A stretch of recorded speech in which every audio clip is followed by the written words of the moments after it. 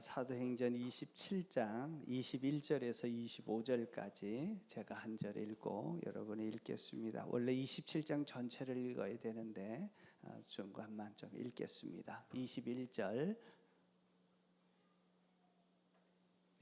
사람들은 오랫동안 아무것도 먹지 못하고 있었다. 그때에 바울이 이렇게 말하였다.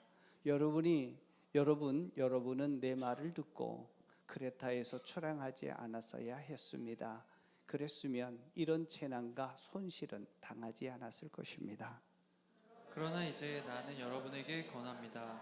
기운을 내십시오. 이 배만 이를 뿐 여러분 가운데 한 사람도 목숨을 잃지는 않을 것입니다. 바로 지난밤에 나의 주님이시요 내가 섬기시는 분이신 하나님의 천사가 내 곁에 서서 바울아, 두려워하지 말아라. 너는 반드시 형제 앞에 서야 한다. 보아라, 하나님께서는 너와 함께 타고 가는 모든 사람의 안전을 너에게 맡겨주셨다 하고 말씀하셨습니다. 자, 25절 다 같이 읽겠습니다. 그러므로 여러분 힘을 내십시오. 나는 하나님께서 나에게 말씀하신 그대로 되리라고 믿습니다. 아멘. 우리는 약속이 끼어지는 시대에 살고 있습니다. 평생 행복하게 해줄게 라고 했던 결혼 서약은 너무나 쉽게 끼어지는 것을 주변에서 보고 있습니다. 안정된 미래를 보장한다던 직장조차도 구조조정이라든 여러 가지로 직장을 본의 아니게 그만두는 일들이 많이 생겨나고 있습니다. 우리는 더 나은 삶, 더 나은 날을 꿈꾸면서 수많은 계획과 약속을 세웁니다. 하지만 인생이라는 바다에서 예기치 않았던 풍랑을 만나게 되고 이러한 약속, 계획들은 한순간에 다 무너지게 되는 것을 많이들 경험하게 됩니다. 어떤 사람은 건강이라고 하는 폭풍, 어떤 분은 관계의 폭풍, 어떤 분은 재정의 폭풍, 자, 여러 가지 폭풍 앞에서 정말 한없이 정말 무너지고 또 무너지고 초라하고 나중에는 희망조차 찾을 수 없어서 절망하면서 살아가는 이들이 많이 있습니다. 대체 이게 어떻게 된 일인가? 이렇게 될 일이 아닌데 왜 그러지? 라고 하는 그런 한숨과 자문자답만이 남는 그러한 삶이 있을 수 있습니다. 이러한 절망감은 예수님을 믿는 우리에게도 찾아올 수 있습니다. 예외가 될 수 없습니다. 하나님께서 우리에게 약속을 주시고 그리고 분명히 잘 될 거라는 믿음이 있었는데 그 과정 속에 풍랑이 찾아오면 하나님의 약속은 더 이상 보여지지 아니하고 현실의 무게와 그 암담함 속에서 낙심하고 절망하고 더 이상 희망을 바라볼 수 없는 지경까지 들어갈 수도 있게 되어집니다. 오늘 본문에 보면 하나님은 바울에게 약속하십니다. 내가 로마에서 예루살렘에서 증언했던 것처럼 너도 증언해야 되겠다라고 하는 약속을 받고 이제 로마로 향하고 있었던 항해길에 있었습니다. 바울의 이러한 약속이 있었지만 그러나 그것을 항해하고 가고 있던 배 안에 큰 풍랑을 만나서 이제는 살 소망조차 알지 못하는 큰 위기 속에 빠지게 되는 것을 보게 됩니다. 자, 우리가 살다가 보면 이런 큰 풍랑을 만나게 되는데 더 이상 희망이 보여지지 않는 그런 암울한 그런 상황 속에서 우리가 꼭 붙잡아야 될 말씀이 무엇인지 그리고 뭐가 가장 중요한 것인지를 우리가 다시 한번 이 시간을 통해서 알게 될 것입니다. 오늘 특별히 삶 가운데 풍랑을 맞이해서 정말 좌절하고 절망하고 슬퍼하면서 더 이상 희망을 찾지 못하는 우리 성도님들 계시다면 오늘 이 말씀이 주님이 주시는 말씀이 되고 희망이 되기를 축복합니다. 자, 우리도 인생의 폭풍 속으로 들어갈 수 있다는 것을 인정해야 합니다. 예수님을 믿어도 삶의 고난은 늘 찾아옵니다. 예수 믿는다고 문제가 없어지고 내 삶의 어려움이 사라지는 것이 아니라 여전히 살아 있습니다. 찾아옵니다. 그래서 예수를 처음 믿게 되셨던 분들은 기대합니다. 이제 내 삶의 모든 고난은 끝나고 더 이상 불행은 내게 없을 거라 그렇게 생각하지만 예수 믿어도 인생의 폭풍은 찾아올 수 있다는 것을 꼭 명심하시고, 그럴 때 우리가 무엇을 굳게 잡아야 될 것인지를 다시 한번 바라볼 수 있기를 축복합니다. 바울의 여정은 처음에는 참 순조롭게 출발합니다. 왜냐하면 좋은 백부장을 만나서 바울을 보조해 줬고, 그와 함께 갈 수 있도록 동료들도 함께 배를 태웠습니다. 그래서 누가가 그와 함께 하면서 그 모든 일정을 진행을 하고 있습니다. 백부장은 인간적인 지혜를 따르면서 치명적인 실수를 하게 됩니다. 미항이라고 하는 아름다운 항구에 도착했을 때 그곳에는 겨울을 나기가 좀 힘든 항구였습니다. 조건상.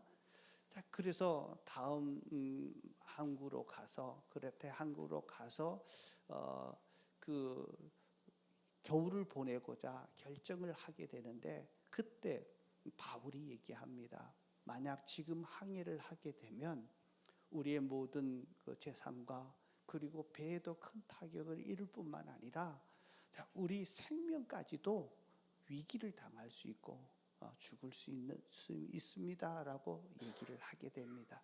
그때 백부장이 결정을 하게 됩니다. 선주와 선장의 말을 듣게 됩니다. 본인들이 할 수 있다라고 하니까 바울의 말들을 거부를 하고 무시를 하고 그들의 말을 따르게 됩니다. 자, 우리가 상황 속에 가장 힘든 일을 만날 때, 정말 내 힘으로 감당할 수 없을 때, 내 삶의 중요한 결정을 해야 될 때, 하나님의 사람들의 말을 듣기보다는 세상 전문가들의 말을 듣고, 그리고 내 판단을 해서 이것만은 이렇게 해야 돼 라고 고집을 세우면서 그렇게 결정하는 일들이 있게 되어집니다. 하나님의 말씀보다 세상의 지혜, 전문가의 조언, 다수의 의견을 더 신뢰할 때가 맞습니다. 이게 더 합리적이고, 다들 이렇게 사는데 나도 이렇게 해야지, 이번이 너무 좋은 기회인데 내 힘과 내 노력으로 그렇게 하려고 결정하는 이들이 있게 됩니다. 처음에는 순풍이 불었습니다. 정말 자신의 계획대로 잘 출발했다고 생각을 했습니다. 자, 그런데 얼마지 않아서 유라굴로라고 하는 큰 태풍이 다가옵니다. 유라굴로라고 하는 엄청난 태풍을 맞이하게 되는데, 그 태풍 속에 몰아가면서 엄청난 파산과 위기를 당하게 됩니다. 자, 유라굴로라고 하는 태풍이 얼마나 정말 위험하고 엄청났는지는 오늘 본문에 자세하게 설명되어 있습니다. 15절부터 17절까지 보면, 자, 이 배가 작은 배가 아니었습니다. 어느 정도나 하면 전체 인원이 276명이 타고 있었습니다. 276명이 탈 배인데요. 그리고 2000년 전의 배니까 한번 생각해 보세요. 지금 이제 동력이 있는 것이 아닙니다. 돛을 달고 그 다음에 바람에 의해서 움직여가는 큰 배인데 200, 300명 가까이 타고 간다는 것은 굉장히 큰 배였습니다. 자, 그 큰 배인데, 자, 15절에 보면 이렇게 얘기합니다. 배가 폭풍에 휘말려서 바람을 맞서서 나갈 수가 없으므로 그들은 돛을 다 내리고 이제 체념하고 떠밀려 가기 시작했다. 바람이 얼마나 불었으면 자기들의 어떤 조정할 수가 없어서 그냥 떠밀려 가고 있습니다. 그때 가우다라고 하는 섬을, 작은 섬을 이렇게 지나가게 되는데, 그때 섬이 이렇게 바람을 맞이해 줍니다. 그래서 거룻배, 지금은 안전을 위한 배입니다. 노를 저어서 갈 수 있는 작은 배들을 선체로 다 올리고, 그때 밧줄로 그 선체에 동여매서 더 이상 그것이 깨어지지 않도록 완전 장비를 하게 됩니다. 자, 그리고 선체에 메우고 가고 있는데요. 자, 이제 가다 보니까 문제가 17절에 보면 이렇게 얘기됩니다. 같이 한번 읽어볼까요? 선원들은 거룻배를 바다 갑판 위에다 끌어올리고 밧줄을 이용하여 선체에 동여 맸다. 그리고 그들은 리비아 근해 모래톱으로 말려들까 두려워서 바다 닷을 내리고, 그죠? 모래톱입니다. 그러니까 모래 언덕이 있는 곳에 가다가 그냥 턱 걸리게 되면, 빠져버리면 더 이상 움직일 수가 없어서 이제 닻을 내리고 바람에 그냥 빨리 휩쓸리지 않도록 그렇게 조심조심 있게 되는데, 닻을 내렸는데도 배가 계속 움직이고 있는 그런 상황입니다. 선원들은요, 이렇게 폭풍 속에서 이제는 아무것도 하지 못한 채 그냥 밀려가고만 있었습니다. 자, 폭풍이 더 거세지기 시작합니다. 그러자 세 가지 일을 이들이 합니다. 첫 번째는요, 짐을 버립니다. 18절입니다. 이렇게 얘기합니다. 우리는 폭풍 후에 몹시 시달리고 있었는데 다음 날 선원들은 짐을 바다에 내던졌다. 짐이 뭡니까? 내 재산입니다. 배를 타고 가고 있던 사람들이 가지고 있던 전 재산이라고 볼 수 있는데 짐들을 다 내버렸습니다. 자, 두 번째는요, 항해에 필요한 배의 장비를 버리는데, 자, 19절에 이렇게 얘기합니다. 같이 읽겠습니다. 사흘째 날에 자기네들 손으로 배의 장비마저 내버렸다. 다시 말해서 배를 움직여야 되는, 정말 필요로 항해하는 데는 없어서는 안 되는 가장 중요한 장비를 다 버리는 겁니다. 자기의 어떤 전문가들이 꼭 필요한 것들이 다 없어지고 만 것입니다. 자, 그 다음에 세 번째, 또 그들이 갖게 되는데, 마지막은요 정말 절망적입니다. 20절입니다. 한번 볼까요? 여러 날 동안 해도 별도 보이지 않고 거센 바람만이 심하게 불어 있었으므로 우리는 사마나물이라는 희망을 자, 뭐가 없어요? 희망마저 잃어버렸습니다. 살아남을 희망조차 찾을 수 없는 절망적인 상황으로 끌고 가고 있습니다. 하나님께서 로마로 가야 된다라고 바울에게 얘기하고 그 배를 타고 갔는데, 이제는 생명을 잃어버릴 것 같은, 더 이상 희망을 찾을 수 없는 절박한 상황에 몰리게 된 것입니다. 이 모습을 보면서 우리 인생에도 이러한 일들이 올 수 있음을 우리는 예상해야 합니다.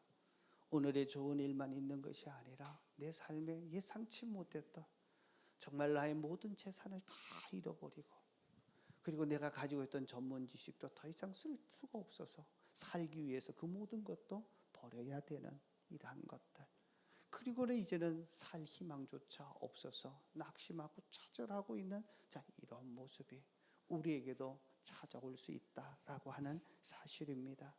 우리의 인생은 언제나 그렇습니다. 예수님을 믿으나 믿지 않으나 모두가 한때 편안한 것 같다가 이런 폭풍우들을 자주 만나게 되는 것을 봅니다. 자, 이런 폭풍 앞에서 우리 인간이 얼마나 나약한 존재인지를 깨달아야 합니다.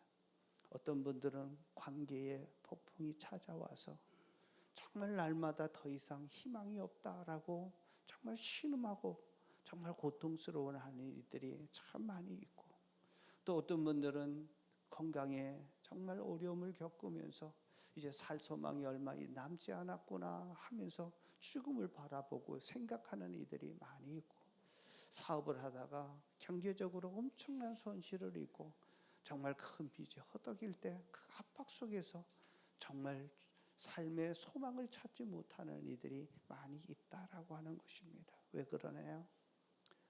나와 함께하는 사람들이 내게 행복을 주고 안전을 보장할 거라고 했는데, 그렇게 사랑스러웠던 사람도 자기의 안전을 보장 못하고 희망을 잃어버릴 수 있는 단계까지 갈 수 있습니다. 내 몸은 건강하다고 했는데 병원 한번 가지 않았는데 어떠다가 암 선고를 딱 받게 나면 그때부터 늘 또 죽음을 생각하며 살아야 됩니다. 살 소망을 느끼지 못하고 더 심한 정말 암투병 가운데서 고통당하면서 하루하루 버티는 것이 얼마나 고통스러운지를 주변에서 보면 알게 됩니다. 했던 사업들이 다 망가지고 경제적으로 어려워지는 것, 자, 이외에 많은 일들이 일어납니다. 그러나 이런 것들이 우리가 의지해야 되지 못할 것이라는 것을 우리는 유라굴로라고 하는 큰 태풍을 경험할 때 절실하게 느끼게 되어집니다. 여러분, 우리가 정말 붙잡아야 될 것은 눈에 보이는 우리의 재산과 건강과 그리고 우리의 전문 지식이 아니라고 하는 사실을 우리는 꼭 명심해야 합니다. 폭풍 속에서 더 이상 살아남을 희망이 없는 그 가운데 이제 바울이 일어납니다. 바울이 일어나서 이들에게 희망을 선포합니다. 그 희망은 다름 아닌 하나님의 약속입니다. 여러분 꼭 기억하십시오. 정말 험악한 이 폭풍 가운데서 하나님의 약속이 전달될 때 그때 비로소 희망이 시작된다라고 하는 사실입니다. 절망의 순간 바울이 일어섭니다. 그리고 하나님의 약속을 선포합니다. 자, 25절입니다. 한번 보시겠습니다. 25절 다 같이 보겠습니다. 그러므로 여러분 힘을 내십시오. 나는 하나님께서 나에게 말씀하신 그대로, 자, 여기 그대로 띄워주시고요. 힘을 내십시오. 자, 모두가 276명 모두가 다 절망 속에 있고 더 이상 소망이 없다고 생각하는 그 순간에 딱 한 사람, 바울이 그것에 일어서서 힘차게 얘기합니다. 자, 힘을 내십시오. 자, 바울이 이렇게 힘을 내라고 강조하고 있는데요. 이것은 근거 없는 그런 자신감이 아닙니다.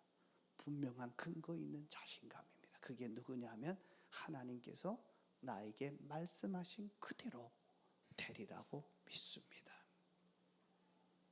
그 고통 가운데 바울이 하나님을 만나고 하나님께서 자신에게 말씀해 주셨던 그 말씀을 가지고 이제 일어나라고 힘을 내라고 지금 위로하고 선포하고 있는 것입니다.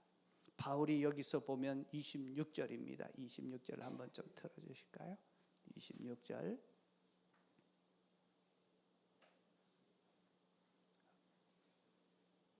자, 23절 저기 한번 볼게요. 바로 지난밤에 나의 주님이시요 내가 섬기는 분이신 하나님의 천사가. 자, 바울이 이렇게 확신 있었던 것은 자신의 긍정적인 자신감이 아닙니다. 근거 없는 자신감도 아니었고요. 다름 아닌 하나님이셨는데 바로 내가 섬기는 분 하나님의 천사가라고 되어 있습니다. 자, 이 부분에 보면 나의 주님이라고 얘기합니다. 나의 주님.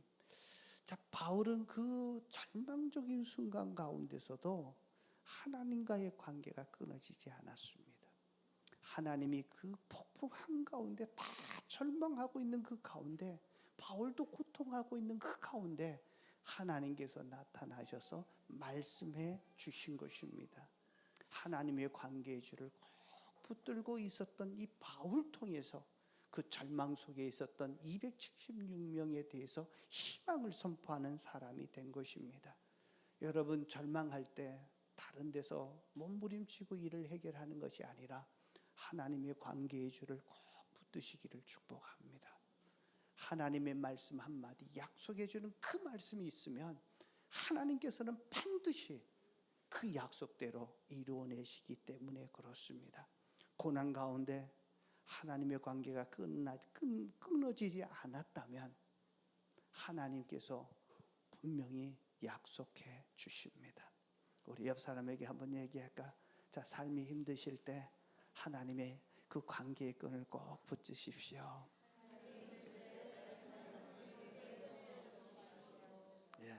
절망 중에 있을 때 하나님께서 바울에게 나타나서 사명을 확인시켜 줍니다. 24절입니다. 한번 보겠습니다. 24절 다 같이 읽겠습니다.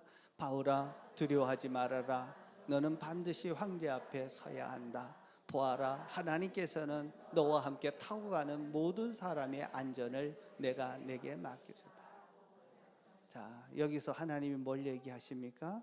두려워하지 말아라. 바울도 떨고 있었어요. 정말 두려워하고 죽을까 봐 막 힘들어하고 있는 가운데 두려워하지 말아라.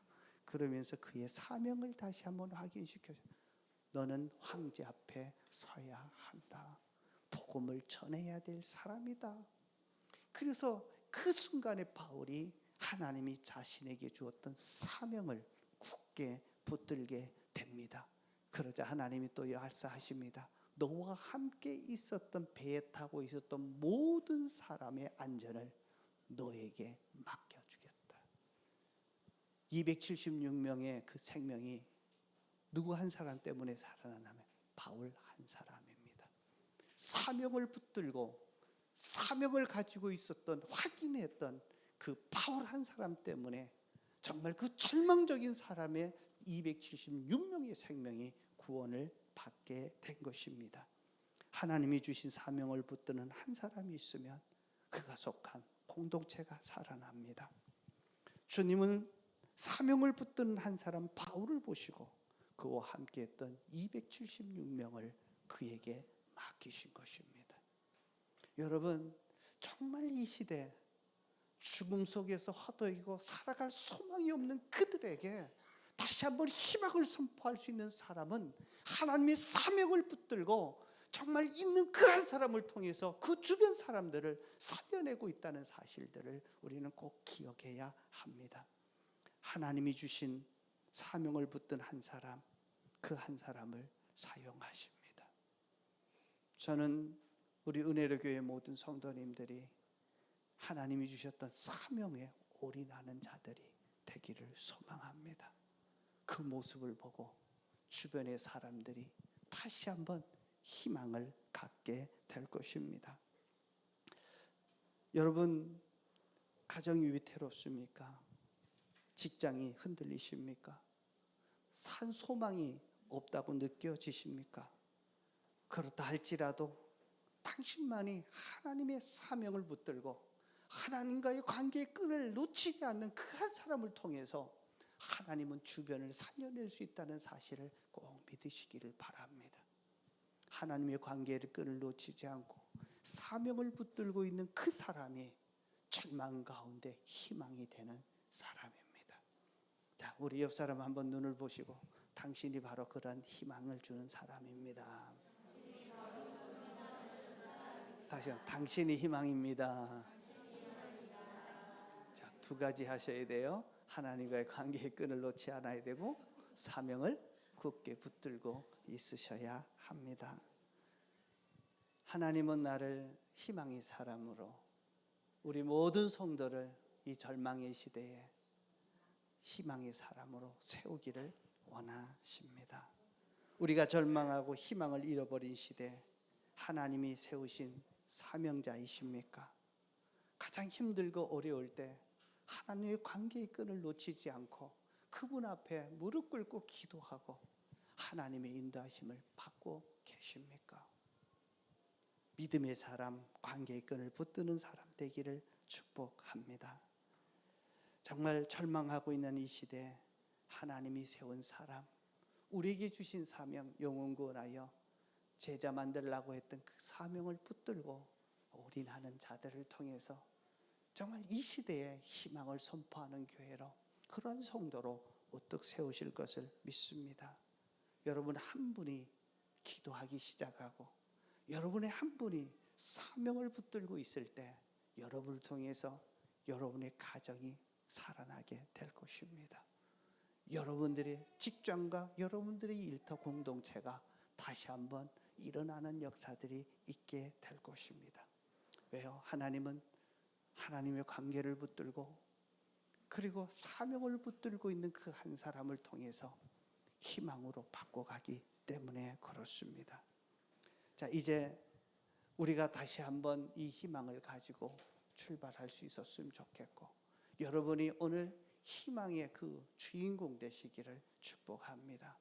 그러기 위해서는 우리의 닻을 어디에 내려야 되는지를 보셔야 합니다. 지금 유라굴로라고 하는 그 태풍 속에서 알렉산드리아 호입니다. 그 276명을 태웠던 큰 배가 닻을 내렸는데 바람에 속에서 밀려갑니다. 요동치고 있고 모래톱에 빠질까봐 두려워하게 되고, 나중에는 배들이 다 파손되는 데까지 이르게 되지만 276명의 그 생명은 한 생명도 잃지 않고 다 구원을 받게 되어집니다. 하나님이 약속하시면 반드시 그 약속은 이루어집니다.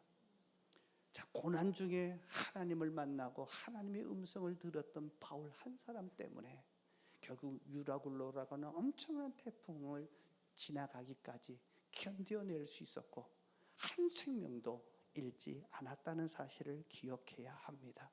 희망이 보이지 않고 절망적인 폭풍우 속에서 모든 것이 끝날 것 같은 상황 속에서 하나님께서 그 약속을 지키셨습니다. 바울에게 말씀했던 그대로 하나님께서 그들을 지켜주셨고, 한 사람의 생명도 잃어버리지 않도록 바울에게 맡겨주셨습니다. 예수님을 믿는 자에게 이런 담력이 필요합니다. 나 한 사람 때문에 내 가족이 살아나고, 나 한 사람 때문에 무너지고 있는 회사가 다시 한번 일어나고, 내가 있는 공동체가 다시 한번 살아날 거라고 하는 큰 믿음을 가지셔야 합니다. 여러분이 바로 이 시대의 바울이 되셔야 합니다.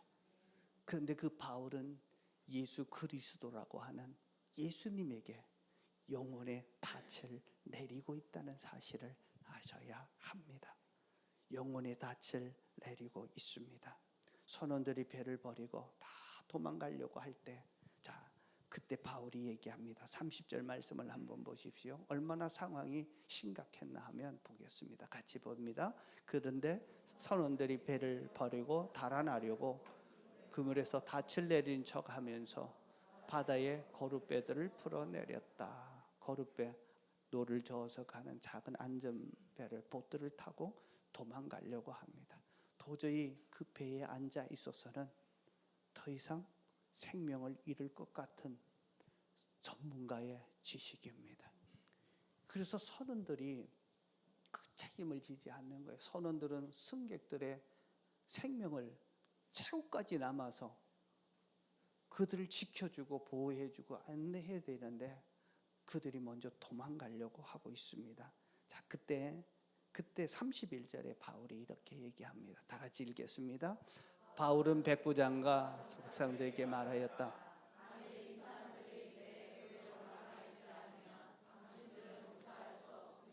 예, 여기서 보면 뭘 얘기합니까? 그들이 이 배를 떠나면 당신들은 무사할 수 없습니다. 자, 이 사람들에게 그래서 얘기하면서 다 남아있게 만듭니다. 자, 결국 사는 방법은요, 인간적인 방법 쓰는 게 살아가는 게 아니라 이 배를 떠나면 너희들은 살 수 없습니다. 이런 뜻입니다. 사명자가 있는 사람, 사명을 붙들고 있는 사람, 옆에 있는 사람은 살아납니다. 왜요? 그 사람의 희망이 되고 빛이 되고 등대가 되기 때문에 그렇습니다. 자, 우리가 주님이 주신 교회의 존재 목적을 위해서 살려고 몸부림칠 때, 우리가 사명에 붙들고 그 일에 올인하기 시작할 때, 하나님께서는 우리 때문에 죽어가는 수많은 가족을 살리고 주변의 사람들에게 희망을 선포하는 사람으로 쓰임 받을 수 있다는 것입니다. 저는 이번 평세가 우리 은혜로 교회 성도들에게 희망을 선포하는 바울과 같은 사람이 되기를 축복합니다.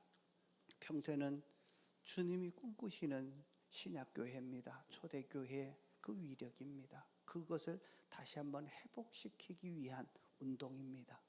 주님이 이 마지막 때 주님의 교회가 주님의 소원을 이루는 것은 교회입니다. 그래서 교회가 건강해지고 교회가 회복되어질 때 그를 통해서 수많은 영혼들이 구원받아질 뿐만 아니라 절망 속에 있는 이들에게 희망을 선포하는 것이 바로 교회입니다. 그래서 평신도 세미나는 오는 그 다른 교회에서 오는 20명의 천사들을 우리가 그들을 환대하고 사랑으로 섬기고 그들에게 정말 교회의 위대함을 보여주고 우리의 사명이 무엇인지를 보여주면서 목자몽여로 헌신케 하는 이 일들입니다. 이 일에 우리가 하나 되어서 함께 소원하고 이 일에 집중하게 되면 그들이 와서 우리들의 모습 속에서 살아계신 하나님을 발견하게 되고 우리의 모습 속에서 야, 이렇게도 사는 자들이 있구나, 희망을 찾고 목자 목녀로 헌신하게 되는 위대한 일들이 일어나는 줄로 믿습니다. 여러분 두 곳이라고 하는데 하셨던 분은 잘 하신 분입니다. 혹시 아직까지 안 쓰신 분이 있다면 꼭 지나가시기 전에 써서 그렇게 하십시오. 일부에도 한 분이 쓰지를 않아가지고 제가 한 분한테 하라고 꼭 내고 가라고 했는데 받았는지 모르겠어요. 내가 확인해서 안 오면 제가 끝까지라도 좀 받아서 그게 희망이라고 생각합니다.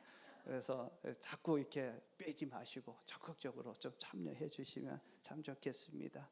자, 이번에 이런 일들이 사명인데 영혼 구원하여 제자 만드는 일입니다. 저는 이제 9월에 계속 기도하면서 뭘 기도했나 하면요. 자, 믿지 않는 가족들, VIP들을 목장과 교회로 초대합시다. 7월부터 계속해서 광고가 나왔습니다. 올해 보니까 벌써 한 주밖에 안 남았어요. 근데 제 마음속에 어떤 마음이 드나 하면 정말 내 믿지 않는 가족이 구원받기를 정말 간절히 원하고 있느냐, 그 마음이 느껴지지 않는 거예요. 하시는 분도 계십니다. 그리고 실제로 목장에 교회로 초대하려고 하는 일에 애쓰시는 우리 목자 목녀님들이 있지만 많은 분들이 그냥 또 이 또한 지나가리라 생각하고 또 이렇게 지나가는 것 같습니다. 여러분 가슴에 손을 얹고 정말 믿지 않는 내 가족이 있는데 구원받기를 원하십니까?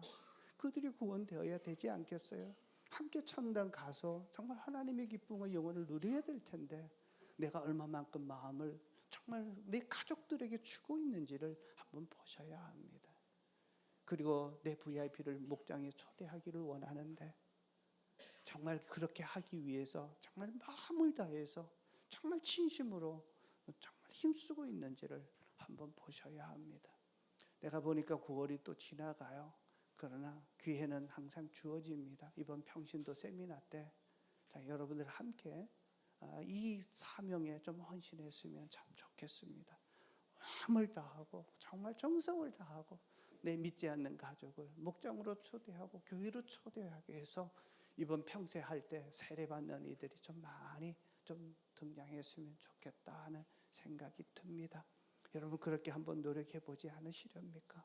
그럴 때 우리를 보고 그들이 희망을 얻고 그들이 영원한 생명을 얻게 되는 그 기쁨들을 실제로 누리게 될 것입니다.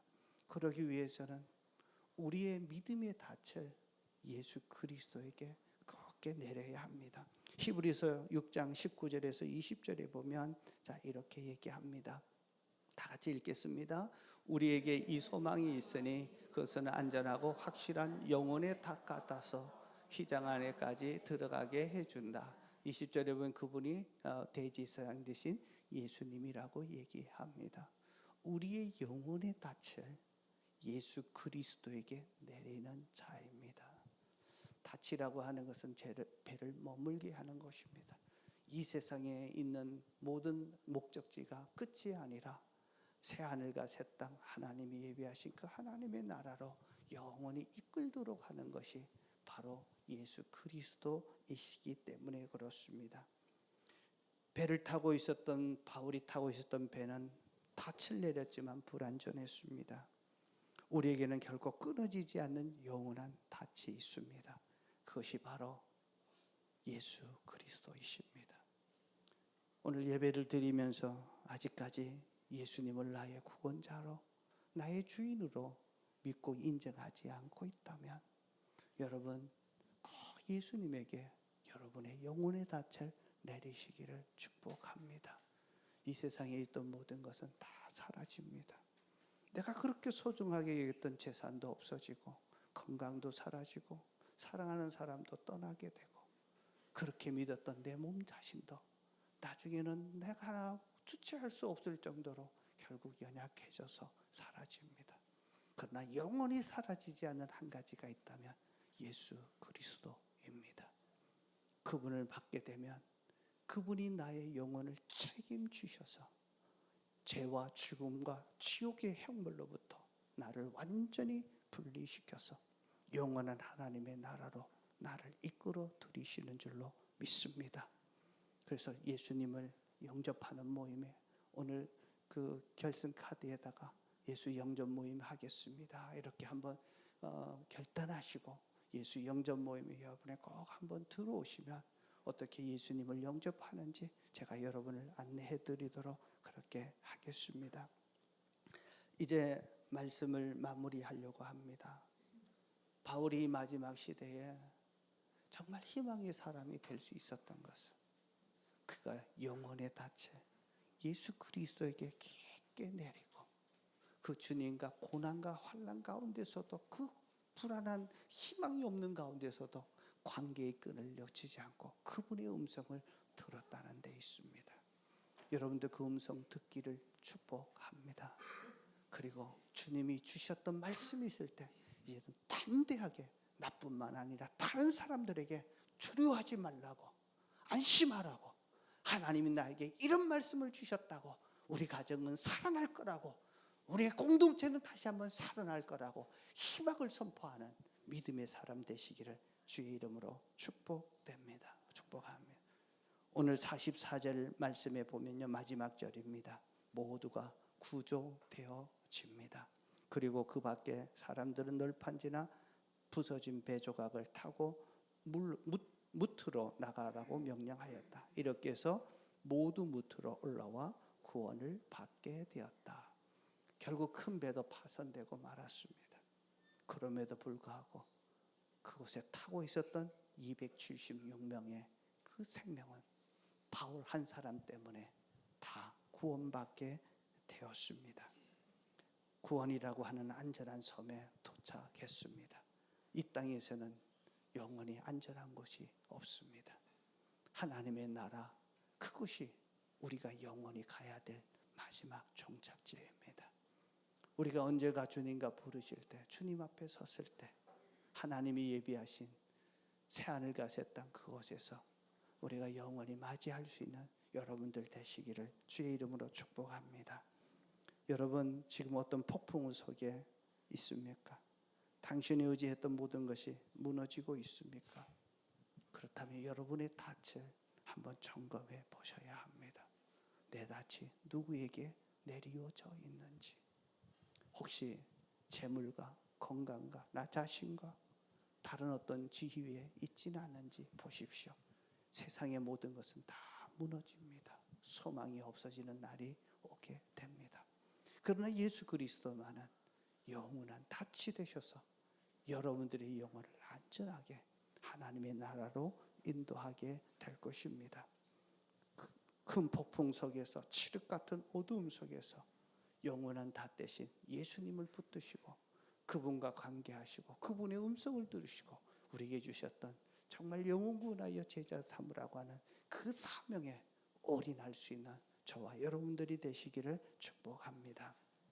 여러분, 오늘 저의 말씀이 여러분의 마음에 어떻게 들려지고 계십니까? 혹시 유라굴러가는 강풍 가운데서 모든 희망을 잃어버린 채 표로하고 계셨던 분이 계시다면 하나님은 오늘 그런 여러분에게 말씀하십니다. 먼저 하나님은 여러분을 부르고 계십니다. 절망하는 가정, 공동체 속에서 불평하고 도망하는 사람이 아니라 하나님의 닻을 내리고 사명을 붙들고 모두를 살리는 희망의 그 한 사람이 되라고 말씀하십니다. 더 이상 내 문제에만 갇혀 있지 마십시오. 나를 통해 다른 사람을 살리는 하나님의 통로가 되기를 원하시는 분이 계십니까? 주님, 내가 여기 있습니다. 주님, 나를 사용해 달라고 주님 앞에 한번 요청해 보시면 어떠실까요?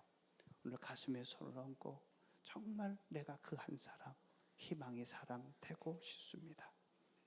또한 아직 인생의 닻을 어디에 내려야 될지를 모르고 계신 분이 계시다면 세상의 것들 폭풍 속에서 다 끊어진다는 사실을 아셔야 합니다.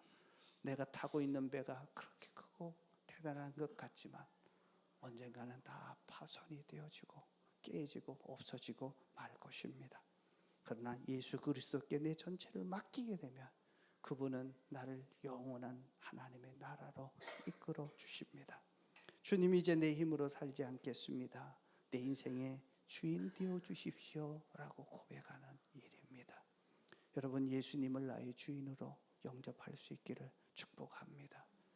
정말 내가 오늘 이 세상을 떠나도 천국 갈 확신이 없다. 자, 그러신 분은 꼭 예수 영접 모임에 제가 간곡히 부탁합니다.